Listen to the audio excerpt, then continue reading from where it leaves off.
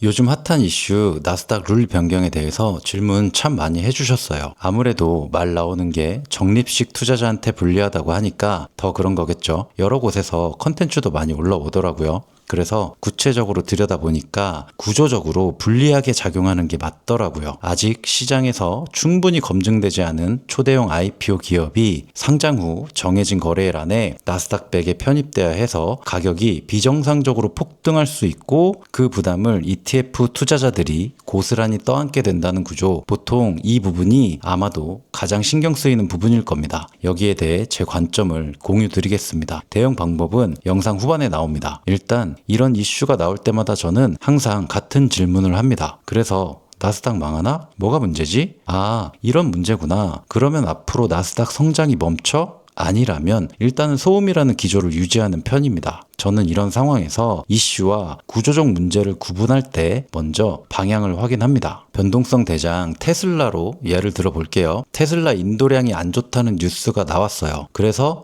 주가가 하락했어요. 그러면 테슬라가 망했나요? 일론 머스크와 테슬라가 만들어가고 있는 산업이 이미 포화 상태고 끝물인가요? 아니면 아직 가능성이 많이 남아있는 산업인가요? 그 산업에서 가장 잘하는 게 누구죠? 크게 위협하는 경쟁자가 나타났나요? 아니라면 방향은 바뀌지 않았다고 보니까 일단은 소음입니다. 나스닥도 마찬가지라고 생각해요. 이번 룰 변경으로 나스닥의 방향이 바뀐 건 아니에요. 하지만 저는 이걸 소음이라고 말하지 않겠습니다. 악재가 맞아요. 이번 기업 편입과 관련된 구조적 변화는 ETF를 적립식으로 모아가는 사람들한테 불리하게 작용할 겁니다. 보통 ETF를 무지성으로 적립식 매수하는 이유가 뭘까요? 안정성 때문이잖아요. 이번 변화로 그 안정성이 흔들리는 거예요. 변동성이 심해진다는 거고, 변동성이 심해지면 개인의 상황에 따라 수익이 감소하는 상황이 발생할 수 있는 거죠. 변동성은 위아래로 움직이는 거니까 누군가에게는 기회고 또 다른 누군가에게는 악재라는 평가가 많더라고요. 우리는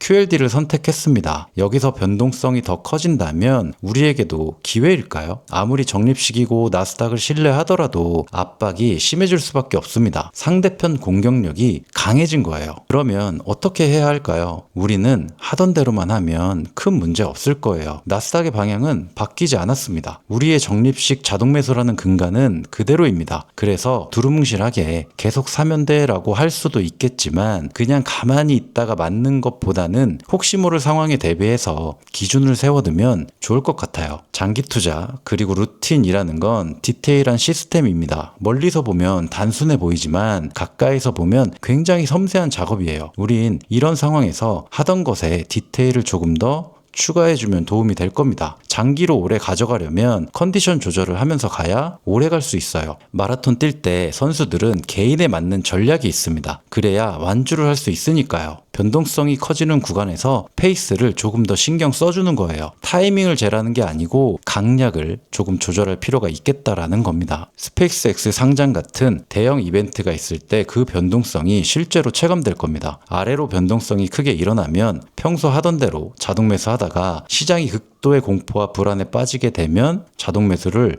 조금 더 걸어두는 정도만 해도 불안이 안정감으로 바뀔 수 있다고 생각합니다. 변동성으로부터 멘탈을 지키고 자칫 발생할 수 있는 손실을 방어해주는 훌륭한 수비가 될 것 같습니다. 저는 지금도 이러한 루틴을 실행 중이에요. 시장이 얼마나 빠질지 횡보할지 예측하지 않고 그냥 자동 매수 한두 주 더 걸어두고 살던 대로 살아갑니다. 수익률을 높이려는 의도보다 변동성으로부터 내 계좌를 지키려는 선택에 가깝습니다. 우리는 수익률을 높이려는 노력을 하는 순간 털리기 시작합니다. 떨어졌을 때 바로 사면 더 떨어질 수 있고 그게 반복되면 결국 이번 구조 변경에 피해자가 되겠죠. 시장이 주는 감정과 반대로 가는 게 수익보다 중요한 장기 보유 멘탈을 지키는 선택이 될 겁니다. 사실 그런데 이건 스페이스X 같은 대규모 IPO에서나 나올 수 있는 현상이에요. 워낙 규모가 크니까요. 이런 기업이 오래 집중되어 있다는 게 신경 쓰이는 부분이긴 할 겁니다. 하지만 멀리 보면 이 기업들이 나스닥을